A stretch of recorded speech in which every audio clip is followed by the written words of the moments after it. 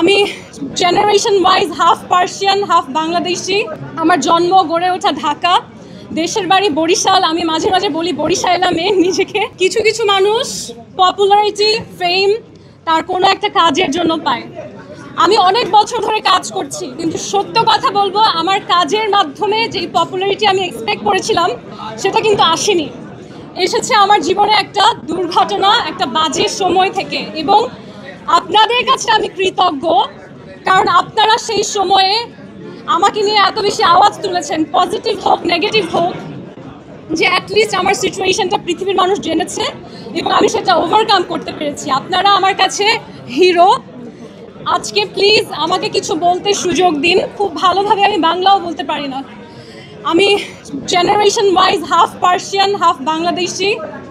আমার জন্ম গড়ে ওঠা ঢাকা, দেশের বাড়ি বরিশাল। আমি মাঝে মাঝে বলি বরিশালা মেয়ে নিজেকে।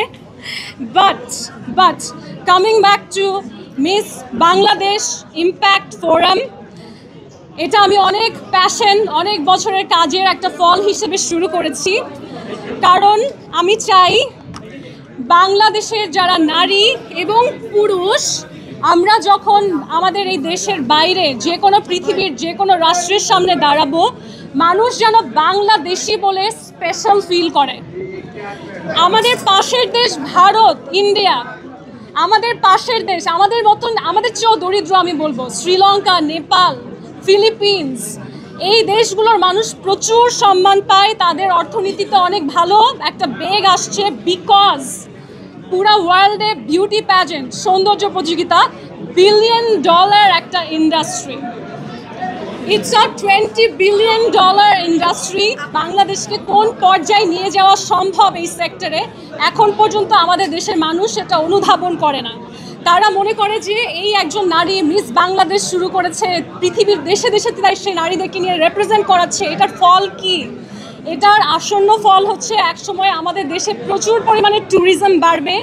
আমাদের দেশের ফরেন ডিরেক্ট ইনভেস্টমেন্ট, যেটা আমাদের সরকার প্রতি বছর বা বিগত সময়ে যারা যারা সরকার ছিলেন তারা সবাই চেষ্টা করে যাচ্ছে যে কেমন করে বাংলাদেশে ইনভেস্টমেন্ট আনা যায়।